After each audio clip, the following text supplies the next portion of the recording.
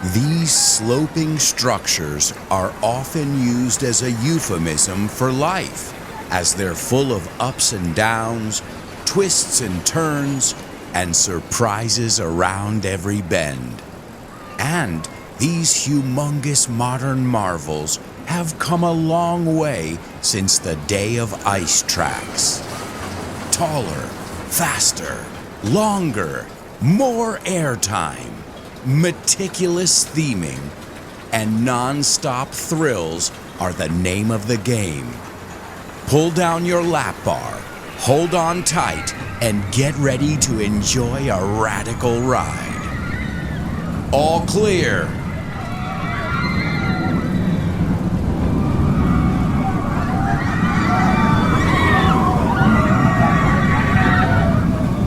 We'll ramble on about roller coasters on this week's episode of FYI.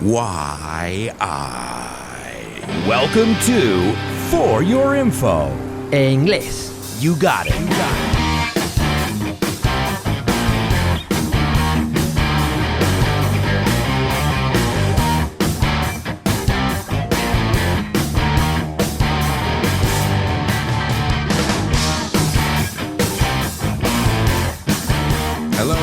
Hello, and welcome to another exciting edition of FYI. And this is exciting for many, many reasons. A, if you're paying attention, this is the last episode of season 6. So that means 30 episodes a season. That's 180 episodes. Plus, those of you who are in my curious community, double that because you get a bonus episode every week. Translation, that's a whole lot of English content. So thank you, FYIers. Thank you from the bottom of my heart for another exciting season. And the second reason this is an important episode for me is this is one of my favorite topics under the sun. As many of you know, I don't just love roller coasters, I love rides, period. But the more thrilling, the better. And what's more thrilling than a roller coaster? The signature attraction at any park. The one that draws the crowds in. The king of amusement parks or theme parks. The roller coaster, or you can simply call it the coaster. But just be careful, coaster has another meaning in English. It's something you put your glass on when you're at a bar, for example. I think you say posavasos, a coaster. Which is interesting because you put it there so that the drink doesn't coast. And let's look at the etymology of the word roller coaster because really it makes a lot of sense. The thing rolls on a track, and once it goes over the first hill, it coasts through the rest of the circuit. And that word coast is the one I want to look at. I know you guys know it like la costa, Costa del Sol, but to coast is to move without much effort. It's like when you're riding your bike and you start pedaling really hard, and then you don't have to pedal anymore. You're coasting. And that's exactly what a roller coaster does. It builds up that energy, that momentum, you call it inertia, and it coasts through the track. And how does it do that? It rolls on wheels. I love when we can pick words apart and look at their etymology. And coast also has a figurative meaning as well, and it means to apply little effort. Think about it. It's going on pure momentum. Let me give you it in context. Johnny just coasted through high school. That means he did the minimum effort to get by. So see, now we haven't just learned about roller coasters, but we've learned about the root of the word. In Spanish, you call them Russian mountains. Do you know what the Russians call them? American mountains. But we'll get into the history in just a moment. Also, we've got a special guest. So that's a third reason that this is a special episode. We've got a special guest, Photo Parks, and I think this is one of the coolest accounts for people like me, people who get turned on. Nos pone, we get turned on when we see rides. There's something about a loop or a track or a train car that can be sleek, that can be sexy. And I know you're thinking I'm crazy right now, but just talk to any Thusi. And a thuzy is somebody who is an enthusiast. You've got normies. Normies are everybody who goes to the theme park. And then you've got thuzies like me who know every make of every coaster. So we'll hear from Photo Parks. Make sure you follow him on Instagram. But we'll hear from him a little bit later on about where Spain is in the coaster world. And you'll be surprised. We have a top spot. And even some of us have agreed that it's not even being exploited enough. And obviously, people who live here don't realize the uniqueness of the coasters in Spain. But we'll get to all that stuff. Let's kick off with our intro. I started off by saying these sloping structures, and a slope is a hill, una pendiente, I think you say, are often used as a euphemism for life. And we've heard it in music, in movies. The song Roller Coaster comes to mind. Roller coaster! And it's true, life is full of ups and downs, you say altibajos, twists and turns, and surprises around every bend. And every bend is every corner, every curve. So in that aspect, life is like a roller coaster. Although, wasn't it Forrest Gump who said, "My mama always said life was like a box of chocolates. You never know what you're gonna get." If you haven't heard our episode on English and movies, give it a listen. There's even a movie line quiz in it. But let's get back to coasters, one of my favorite topics in the world. Right now, I am beaming. This means I have a smile from ear to ear talking about one of my favorite topics. And then I said these humongous modern marvels have come a long way since the days of ice tracks. And as the name implied, they started in the mountains, in the snow, in the ice, in Russia, and obviously it spread to other places. Then I used some comparatives: taller, faster, longer, more airtime, meticulous theming, and non-stop thrills are the name of the game. And that means that's what it's all about. De eso va, that's the name of the game. And we'll talk about that in the Coaster Wars. Yeah, I know you've heard of the Cold War and the Late Night Wars, but have you heard of the Coaster Wars? Oh yeah, pretty exciting stuff. Then I use some vocabulary you'll hear around the theme park or the amusement park, and there's a difference right there. An amusement park usually isn't all about the theming. Although, you know, it's important to have nice gardens. I guess I would say it's like Parque de Atracciones Madrid versus the Warner Park in Madrid. Even though I must say, for an amusement park, Parque de Atracciones Madrid has a lot of theming. There's even a Nickelodeon land. In fact, you want me to let you in on a secret? I'm taking my daughter there today. After I record this episode, I'm going to pick her up at school, and we're going to one of our favorite places, Parque de Atracciones Madrid. And it's not only got some very interesting rides for all ages and the whole family, but it's also set in the center of a gorgeous park. As I said before, I think Spanish people, we don't know how good we have it when it comes to theme parks and unique rides. But we'll get to that. So that's theme parks versus amusement parks. But now I think even amusement parks are trying to theme things. It makes you escape your everyday life, and it takes you to another place. And that's the whole idea behind amusement parks in the first place. So I said, pull down your lap bar, hold on tight, and get ready to enjoy a radical ride. And the word radical here doesn't mean radical like, a skinhead or something like this. Radical was a word that was used a lot when I was a kid for awesome. Then I said what the ride operators say, all clear. And then the ride pulls out of the station, and you never know what's going to happen next. But you know you're going to scream, and your adrenaline level is going to shoot up, and you're going to have the time of your life. Unless you're my wife, and we'll talk about her with rides as well. Some people loathe rides. Some people see rides in general as evil machines, like Decepticons. And then I said we'll ramble on about roller coasters, and I'm already rambling on. To speak at length, you say divagar in Spanish. So let's go back to the early days. Where did it all start?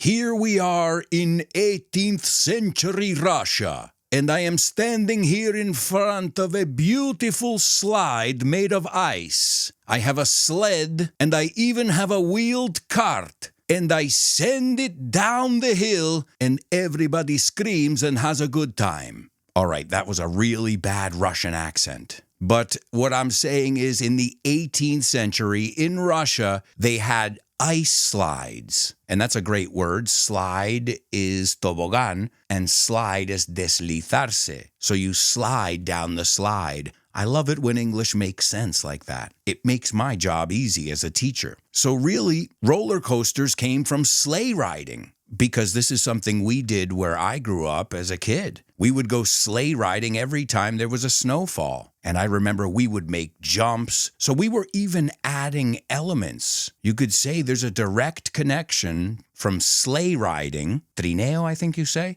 and modern day roller coasters. At least the idea behind it. And then the technology evolved in the 19th century, and they started using railroad tracks, which were obviously not being used for pleasure at that time. They were being used to transport goods. And then in the 20th century, newer innovations emerged, and this allowed for greater speeds, sharper turns, and the ability to go upside down. Upside down, boy, you turn me inside out.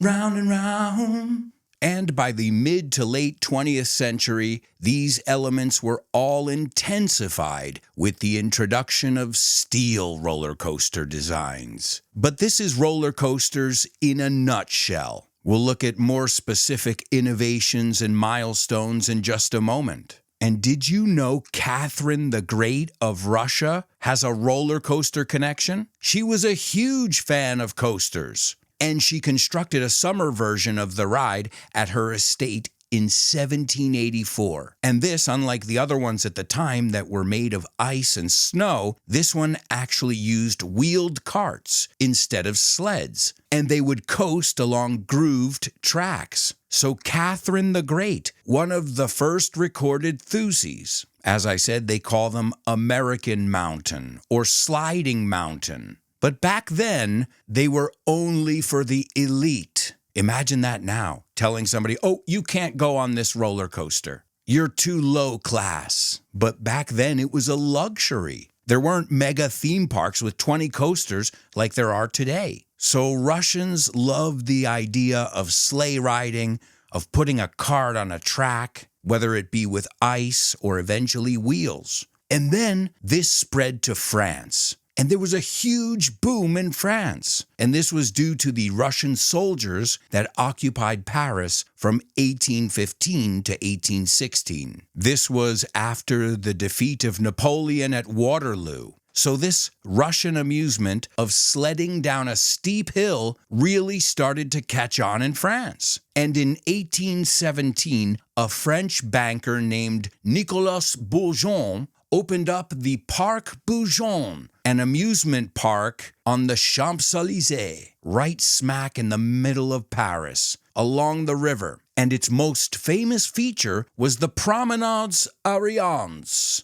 or the aerial strolls. And this featured wheeled cars that were securely locked to a track. And there were guide rails that would keep them on course when they reached higher speeds. These carts were towed to the top of a tower, and then they were released, where they descended 2 curving tracks on either side. So the French were fascinated with this idea, and they decided to take it a step further. Even King Louis the 18th, King Louis the 18th of France, came to see the park. But again, what's going on? This is only for nobility? It's only for royals? That's not cool. Shouldn't everybody be able to enjoy these thrills? These cool new contraptions? And then so many of these similar rides started popping up all over Paris. What about us? Everyman? The plebs? Well, in 1845,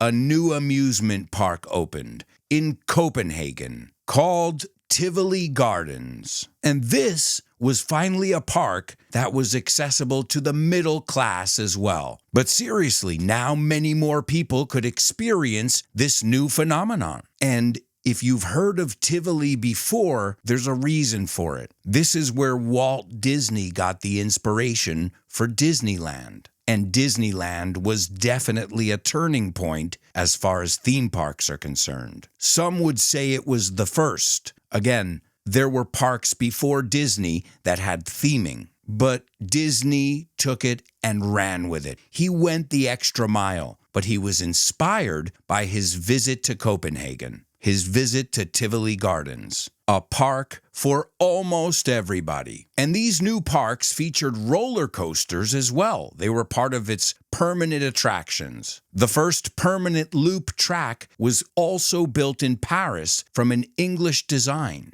This was in 1846. In 1887, a French entrepreneur, Joseph Ollier, the owner of the Moulin Rouge Music Hall, built Les Montagnes Russes et Belleville, the Russian mountains of Belleville. And this was a permanent roller coaster with a length of about 200 meters, which was like a double 8 track. And it was so popular that it was later enlarged to have 4 8-shaped loops. So everybody was jumping on the coaster bandwagon. And then in the United States, of course, we were taking note. And in the 1850s, a mining company in Summit Hill, Pennsylvania, made the Mauchunk Gravity Railroad. This was a 14-kilometer downhill track which was used to deliver coal to Mauchunk. It was the name of the town in Pennsylvania. By 1872, the Gravity Road, as it became known, was selling rides to thrill seekers. People were flocking there from all over the United States, not to see the mines, but to ride that downhill drop. Word was spreading that it was one of the coolest rides in town. There's just one thing.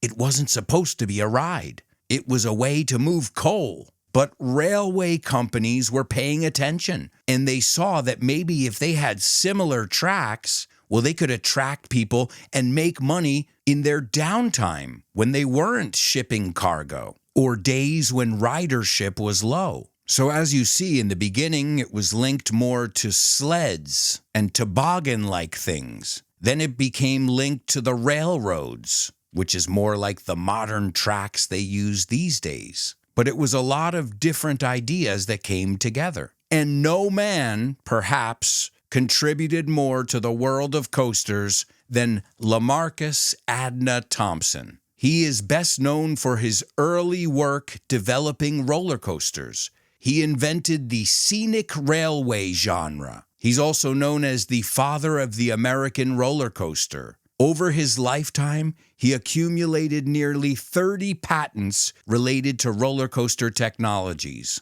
But the one that got him started was his work on the Gravity Switchback Railway that opened at Coney Island in Brooklyn in 1884. Passengers would climb to the top of a platform and they would ride a bench-like car down a 180-meter track to the top of another tower. Then the vehicle was switched and would return on the track. It was called the Switchback Railway, and it was just one of the many breakthroughs. And Coney Island in general has been a testing ground for rides. Perhaps one of the most famous rides ever is there, the famous Cyclone. It's a rickety wooden coaster, and it's probably one of the scariest coasters I've ever ridden in my life. But it is worth every second. I can't wait to ride it again. And one of my wife's favorite places in New York is Coney Island.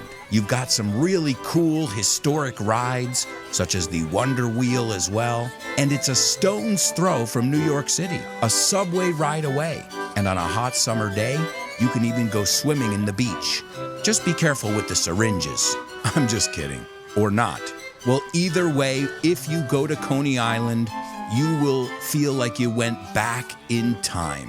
And it's true. It's like going to a museum. The Cyclone has been declared a national landmark. It cannot be torn down. But also, when that was coming out, there were a lot of experiments going on. There wasn't a big focus on ride safety like nowadays. Nowadays, you have to go through inspections. There are different maintenance procedures that have to be done regularly. But back then, it was, who wants to try my new ride? Any guinea pigs? I mean, riders? So you saw a lot of rides that failed, but there were many that survived, such as the Cyclone, which you can still ride today. And it opened all the way back in 1927. I highly recommend it, and while you're there, ride the Wonder Wheel as well. There's a tongue twister for you. Let's take a look at some other innovations and milestones in the world of coasters. The first use of a lap bar was in Coney Island in 1907. As I said before that, safety, what's that? In 1912,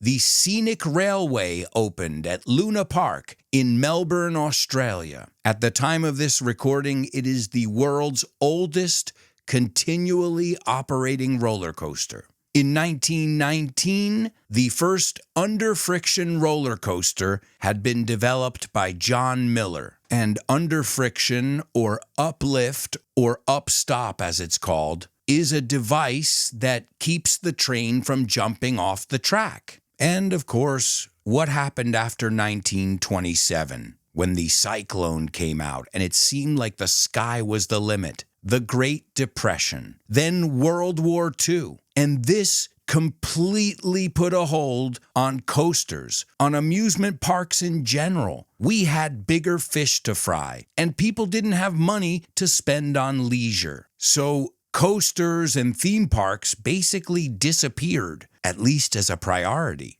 and it marked the end of the golden age. Amusement parks went into decline, and if there are fewer visitors, there's less demand for coasters. And this lasted up until around 1972, when the Racer opened at Kings Island. Kings Island is one of the most famous parks in the United States. And this was an instant success. It was two roller coasters racing against each other on a track. And they claimed it was record-breaking. The tallest, the fastest. It wasn't, but people believed it. People flocked there from everywhere because this coaster had to be seen. It had to be ridden. And this, in 1972, is credited for reigniting this renaissance of coasters. So it was a boom and bust, and back to a boom. That's the way life works, folks. Like a loop. Hey, wait.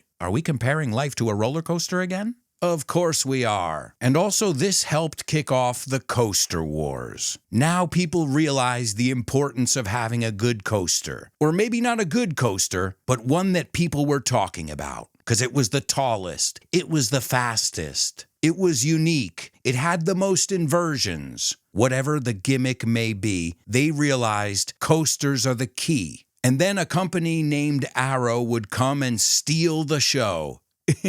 Did you catch my joke? Well, steal is robar, but steel acero. That's right. Steel was a game changer. And the company that worked with steel tracks was Arrow. And they were working with Disney. So I guess they had a pretty unlimited budget. I don't know. But the success of Disney was riding on Arrow and vice versa. And in 1959, Disneyland introduced a new breakthrough in roller coasters with the Matterhorn bobsleds. This was the first large-scale roller coaster to use tubular steel track, the one we see on almost all coasters today. And that's thanks to Arrow and obviously Disney. And now with steel, you could bend and do all kinds of different maneuvers, loops, corkscrews. You could get really creative. And there are people who debate that the first steel coaster was one at the fair in Paris called R2000. But I guess Disney has a better PR department. What a surprise there. And nowadays, Disney is not really known for their coasters, but they were innovative back in the day. at least the way they were built. And then if you add the theming, well, then you get something special. But in the bonus part, we'll talk about how Arrow, one of the greatest companies, went under. To go under is to go bankrupt. They put all their eggs in one basket, the X basket. That was the name of the coaster. I'll tell you that story in the bonus episode. We'll also take a look at the geeky world of Thuzies, the different clubs and accounts you can follow. We'll talk about the future. We'll talk a little bit about some of the manufacturers. We'll talk about coasters in pop culture, the dark side, fun facts, the best rated parks and coasters, and of course, the worst rated coasters ever as well. All that in the bonus episode. If you guys want to join us in the bonus episode, all you have to do is join me on Patreon and you can get access to a bonus episode every week. You can get PDF documents with all the vocabulary, classes with me, and most importantly, be a part of a curious community. More information at patreon.com/Alberto Alonso. And I want to send a shout out to all my patrons, especially my super duper students, Marta, Javier, and Paco, and also my interstellar students, Carmen, Lina, Isa, Paco, David, Jose Maria, and Edgar. Keep rocking and rolling, guys. You get it? Rolling, roller coaster. Okay, I won't quit my day job. If you guys want more information, you can go to patreon.com/Alberto Alonso and join us. All right, folks. Now, before I said we were going to hear from Photo Parks, you got to follow him. What an awesome account. Not only does he share awesome pictures and videos, but also some interesting discussions as well. It's photo written in the American way, PH. And I've got to say, his English is awesome. Kudos to you, Jesus. And Jesus is going to talk to us about Spain, about what makes Spain such an amazing place for theme parks and coasters. He's going to remind us how lucky we are, because I think, as I said, most people don't realize it. We know about the beaches, we know about the national parks, but Spain kicks ass. So make sure you guys follow Jesus. It's Photo Parks. I'll share the links in the show notes. Let's hear from Jesus. Hello, I'm Jesus. I'm the creator of the Instagram account Photoparks, also Twitter, but mainly known for Instagram.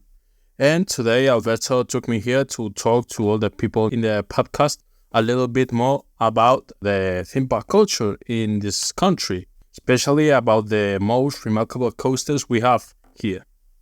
So first of all, I want to start talking a little bit about the rides in the Madrid theme parks. Here in Madrid, we have two theme parks. The first one is Parque de Atracciones de Madrid, which is the most classical theme park, It's not even a theme park, it's an amusement park. And here we have some of the most... We have actually really unique coasters, which could be, for example, Tarantula, one of the first spinning coasters from the manufacturer Maurasone. A really good coaster, easily the best of its kind, I would say. I ride a few of Maura's spinning coasters. I can really strongly say it's one of the best of its type. And talking about other coasters, we have, for example, Tornado, which is an intimate inverted coaster. This manufacturer in Intamin doesn't have too much inverted coaster, has a few with lounge, but with the traditional type of inverted coasters that you must probably ride in other countries, like the Six Flags parks or something from outside Spain, it goes more in that style. So, but Intamin doesn't have too much of that model, so it's a really unique model. Lots of supports. Not something remarkable, but it's a unique coaster, let's say. Only that, it's good. And what I think is the jewel, is the diamond of the Parque de Atracciones de Madrid, which is Abismo. It's a model Skyloop, exactly the model XT450. I think it was that number. I think it was XT450, okay? I'm not quite sure about the number. But it's a unique model. This company is Maurer, It's also the manufacturer of Tarantula. This company made a first model called the Only Skyloop, and it was good. It was good, but they knew they have to add something, so it, to give it a little bit of interesting, two other theme parks and parked attractions around 2005 took an eye on this model and decided to install the first of its type. Really great coaster, really bad restraint. I will also say it's really uncomfortable, but really good coaster. So that's all the Parque Atracciones. Talking about other parks, we have Parque Warner Madrid, which have some decent B&O coasters, a main coaster. But what it really remarks these parks and why everyone is putting its eye on it, it's because the last year new coaster, which is Batman Gotham Cityscape, an incoming multi-launch coaster that features 3 launches, some inversions, crazy negative G moments. It's one of the best coasters I've ever ridden. I will easily put it in my top 3 without any problem. And, well, it's actually, if you're gonna come to Spain to ride some coaster, this is definitely the one you should look and put an eye on.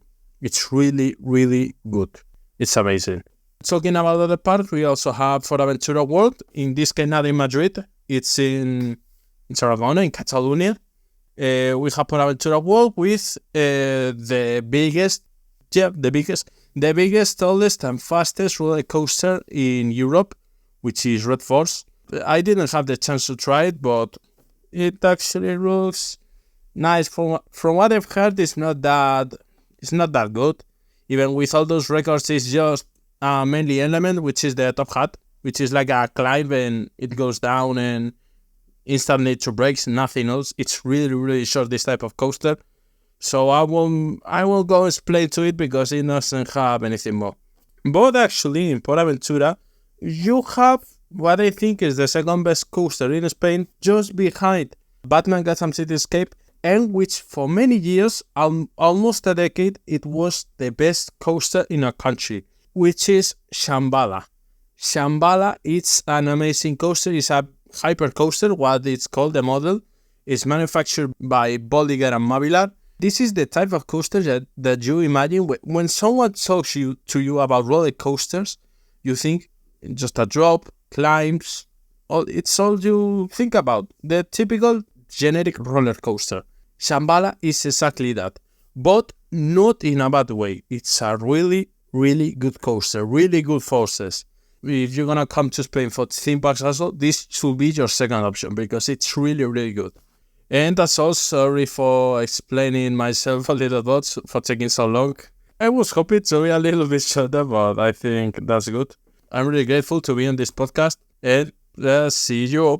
Bye-bye. Awesome job, Jesus. You sounded like a native. And it's true. He pointed out we really do have some unique coasters that you won't find anywhere in the world. Portaventura Park also is on the level of Disney or Universal. And I'm not just talking about the coasters. If we talk about coasters, they beat Disney. I'm talking about the theming, the overall experience. And if you're looking for something old school, don't forget about Tibidabo as well. The bottom line, we are really lucky here in Spain. I hope you guys will be inspired to go out and ride some of Spain's best coasters and discover some of its best theme parks. And are coasters losing popularity? Not at all. They're just getting bigger and bigger. According to the roller coaster database, there are currently 5,700 coasters worldwide. There were 235 built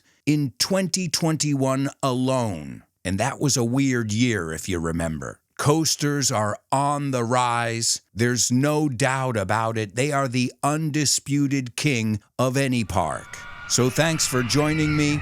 Thank you to my friend Jesus from Photo Parks. And I hope you'll join us in the bonus episode of this week's FYI.